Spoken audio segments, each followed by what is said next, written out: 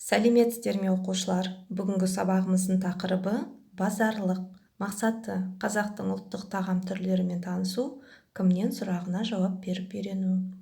Ребята, тема сегодняшнего урока называется «Гостинец». Сегодня познакомимся с видами казахской национальной еды и научимся отвечать на вопрос «От кого?». Бүгінгі өтетін жаңа сөздер ірімшік, сыр, қаймақ, сметана, құрт, курт, тақия, тюбетейка, табу, найти. Қайталайық. Ірімшік, қаймақ, құрт, тақия, табу. Енді келесі бірінші тапсырма, сөйлесейік. Балалар, суреттерге мұқият қараймыз. Енді мына сұраққа жауап береміз.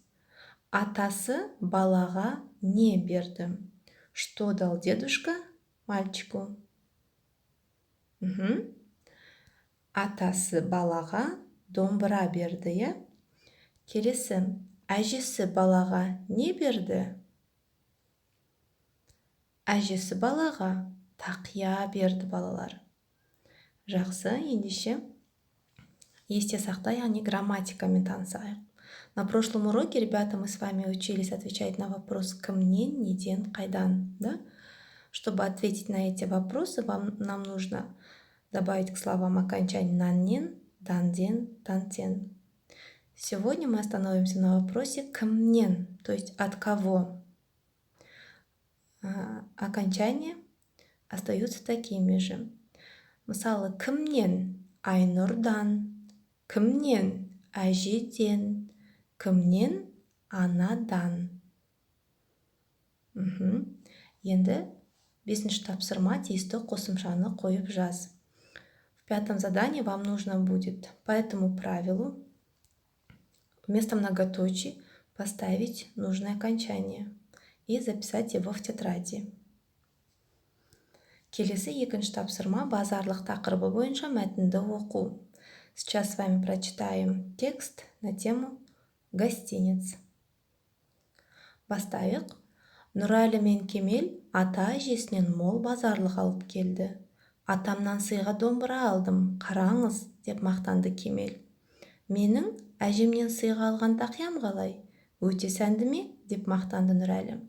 Бізге ештеңе жоқ па? Деп сұрады анасы балалардан. Әжемнен сізге базарлық бар, қоржыннан алыңыз, оларды қаладан табу қиын. Мінеки айран, ірімшік, құрт, қаймақ, бауырсақ, деді Кемел қуанып.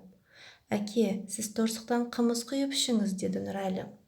Ата-аналары балаларына риза болды. Балаларым, сендерге көп рахмет, бақытты болыңдар, деп алғыс айтты әкелері.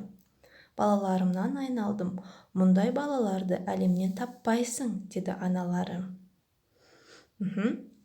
Енді, ребята, самостоятельно прочитайте текст вместе с переводом. Затем обратите внимание на окончания, которые выделены. То есть эти слова отвечают на вопрос «кімнен», «неден», либо «қайдан». Келесі 3-ші тапсырма, сұрақтарға жауап бер. В 3-м задании вам нужно будет устно ответить на вопросы по тексту. Бірінші сұрақ. Кемел мен Нұрәлі қайдан келді? Откуда приехали Кемел и Нұрәлі? Екінші. Балалар сыйлық пен базарлықты кімнен алды? От кого получили ребята подарки и гостинцы? Үшінші. Кемел атасынан не алды? Что получил Кемел от дедушки? Нұрәлі әжесінен не алды? Что получил Нұрәлі от бабушки? Қоржыннан қандай тамақтар шығарылды? Какие продукты были в корзине? Әкесі қымызды неден құйып ішті? Из чего отец налил кумыс? Это задание вы делаете устно. Голосовым отправляйте своему учителю. Келесі үй жұмысы 6-ші тапсырма 86-ші бет. Қарамен жазылған сөздерге сұрақ қой. В 6-м задании даны предложения, в которых некоторые слова выделены жирным шрифтом.